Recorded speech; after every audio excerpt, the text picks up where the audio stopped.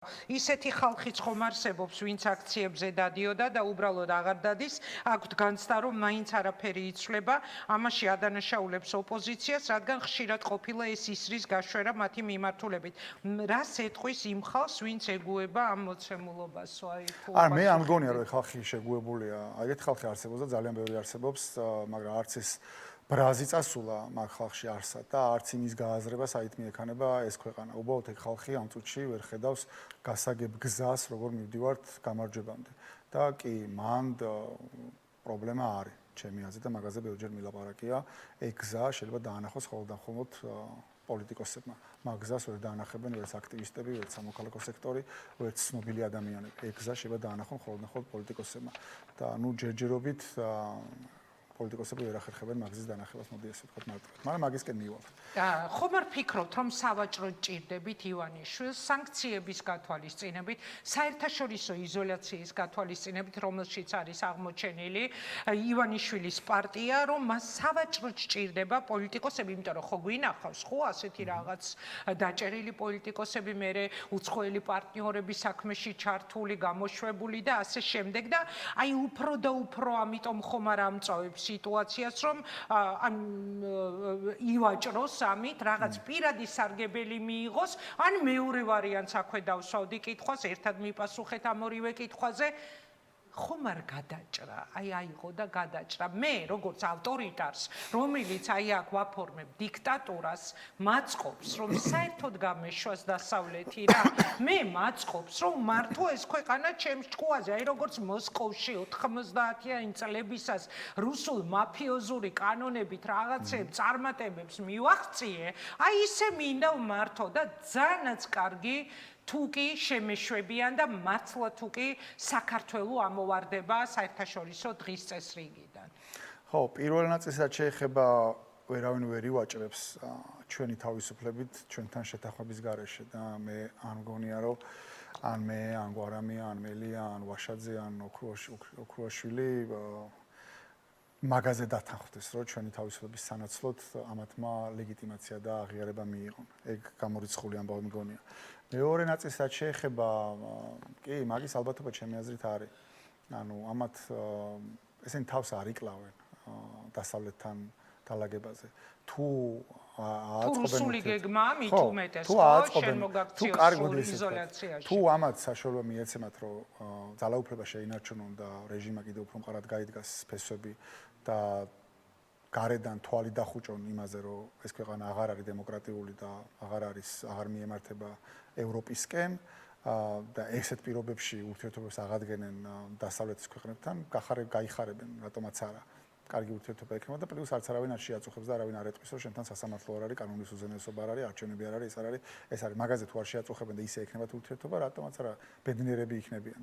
ესენიც ბედნიერები იქნება და რუსეთის ბედნიერი იქნება, რუსეთსაც აწყობს ეგეთი ქვეყანა, რომელიც თვითონ უდევს ჯიბეში და ამ ქვეყანას პლუს რაღაცა ურთიერთობები აქვს დასავლეთთან, იმიტომ რომ როგორც ახლა იყენებენ სანქციების გვერდის ასავლელად, ბევრი სხვადასხვა დანიშნულებით გამოიყენებენ, მათთვის კარგი ტერიტორია იქნება. მაგრამ თუ მათ ძალაუფლებას საფრთხე დაემუქრება, მაშინ ესენი ყველაფერზე წავლენ, მათ შორის სრულ იზოლაციაზეც, რა თქმა უნდა. ზურა, მოდი მე გითხარით, რომ წერილი გავრცელდათ პოლიტპატიმრების წერილი, რომელსაც მე ახლა მითხეს, რომ ჩამიგდეს ტექსტის სუფლორზე, წავიკითხავ და ისევ მოგიბრუნდებით, მაინტერესებს ამაზე თქვენი რეაქცია და კიდევ ერთხელ პატარა შესავალს გაუკეთებ ამ წერილს, მივიღე ციხიდან პატარა გამოგზავნილი წერილი, სადაც ერთ-ერთი პოლიტპატიმარი მწერდა, რომ შესაძლებელია ეს წერილი, რომელსაც მოაწერენ ხელს პატიმრებიო, სინდისის პატიმრები, შესაძლებელია უხერხულობის შემტანი აღმოჩნდეს ამ პროტესტის დროს სხვადასხვა პოლიტიკური პარტიებისთვის და ამის მიუხედავად ძალიან მთხოვა ამ წერილის ავტორმა, რომ წამეკითხა, მე ვიცი ალბათ ის უყურებს ახლა ამ წერილს, მე მას ვერ გაუგზავნე საპასუხო წერილი, მაგრამ ვერ მოვასწარი უბრალოდ მაგრამ ეხლა წავიკითხავ, მართალი გითხრა, ჯერ არ წამიკითხავს, ეხლა მეც პირდაპირ ეთერში უნდა წავიკითხო და შემდეგ მოდით ერთად ამ თემაზე გავაგრძელოთ საუბარი. მოკლედ, ვრცელდება პოლიტპატიმრების წერილი, რომელსაც ხელს აწერენ ზვიად ცეცხლაძე, გური მირცხულავა, ვალერი თეთრაშვილი, საბა ჯიქია, ვეფხია კასრაძე, უკაცრავად სათვალეს ავიღებ თუ შეიძლება, ბოდიში მოუმზადებელი ვიყავი ამ წერილისთვის.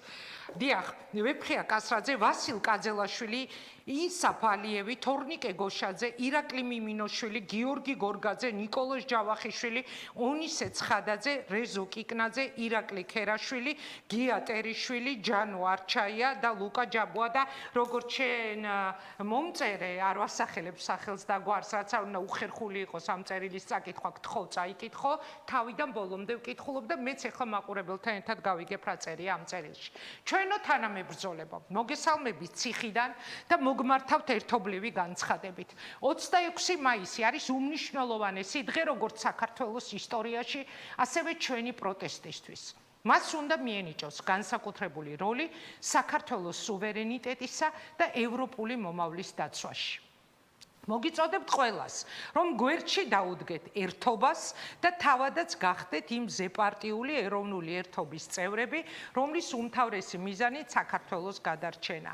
მოგმართავთ სტუდენტებს, საჯარო მოხელეებს, სამხედროებს, ყველა საქართველოს მოქალაქეს, რომ ბოიკოტის რეჟიმში წინააღმდეგობა გაუწიოთ ავტორიტარულ რეჟიმს, ვინაიდან ეს ყოველივე არის ჰიბრიდული ომი, სადაც თითეული მოქალაქე უნდა ვიდგეთ, როგორც ჯარისკაცი.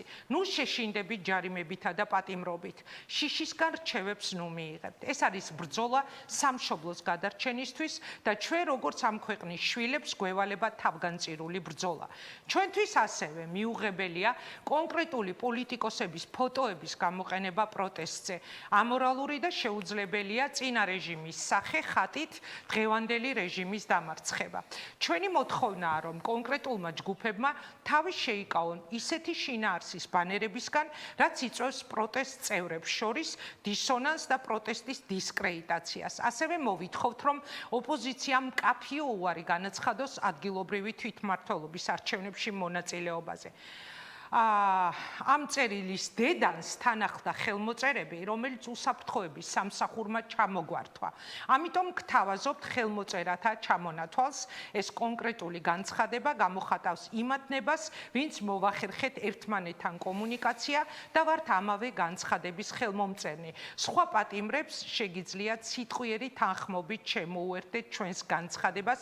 ნათქვამია განცხადებაში, რომელსაც ხელს აწერენ ზვიად ცეცხლაძე, გური მირცხულავა, ვალერი თეთრაშვილი, საბა ჯიქია, ვეფხია კასრაძე, ვასილ კაძელაშვილი, ინსა ფალიევი, თორნიკე გოშაძე, ირაკლი მიმინოშვილი, გიორგი გორგაძე, ნიკოლოზ ჯავახიშვილი, ონისე ცხადაძე, რეზო კიკნაძე, ირაკლი ქერაშვილი, გია ერიშვილი, ჯანო არჩაია და ლუკა ჯაბუა. თუ გააკეთებდით რაიმე კომენტარს ზურა ამ წერილზე?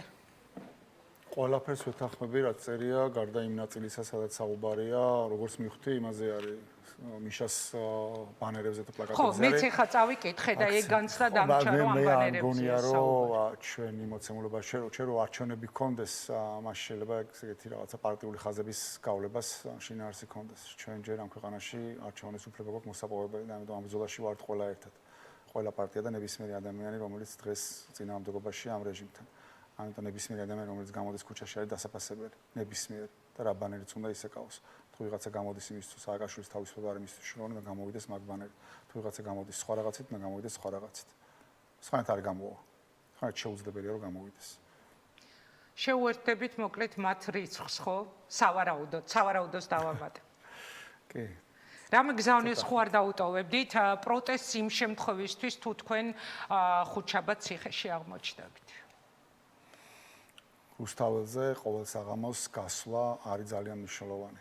არ არის აუცილებელი რომ ყოველ დღე ახერხებდი ამას, მაგრამ როცა ახერხებ, რუსთაველზე გასვლა არის პრინციპული საკითხი. რუსთაველი არის ახლა ყველაზე ხანგრძლივი რეგულარული პროტესტი, რომელიც არის ამ ქვეყანაში და მეორე ყოველ ვიკენდზე აი ერთობა, რომელიც წერილში ყო ნახსენები, აწყობს მარშებს. ამ მარშებში მონაწილეობის მიღება რომ ამანაც მიიღოს რეგულარული ხასიათი და ყოველ ვიკენდზე იყოს სოლები, ასევე არის ძალიან მნიშვნელოვანი. ეს არის ჩემი აზრით მინიმუმი, რაც შეიძლება დღეს ადამიანმა გააკეთოს. ამაზე თუ რაღაცებს დავაშენებთ, იქნება ძალიან კარგი და აუცილებელია რომ დავაშენოთ, მაგრამ რაც გვაქვს უკვე რეგულარული, რაც გვიჭირავს ხელში პროტესტს, სადაც ადამიანები შეეჩვენენ, რომ იქ უნდა მიიღონ მონაწილეობა, იქ მონაწილეობის მიღება არის ძალიან მნიშვნელოვანი. დიდი მადლობა, წარმატება მინდა გისურვოთ. მე თქვენ ძალიან მიყვარხართ, იცით, ბევრი წლის განმავლობაში ჩვენ გვისაუბრია ამ თემაზე. მიყვარს თავისუფალი ადამიანები. მე ზოგადად რატო საუბრობ ამაზე? მე მიყვარს თავისუფლება, ვერ ვიტან, ვერ ვეგუები ხოლმე ვერანაირ შეზღუდვებს, მით უმეტეს უკანონობის სახელით შეზღუდვებს და რაღაც ჩემი სამოძრაო ტრაექტორია, როცა იქმნება ვიღაცა ერთი კაცის ახირებით და რომელსაც უნდა დავემორჩილო.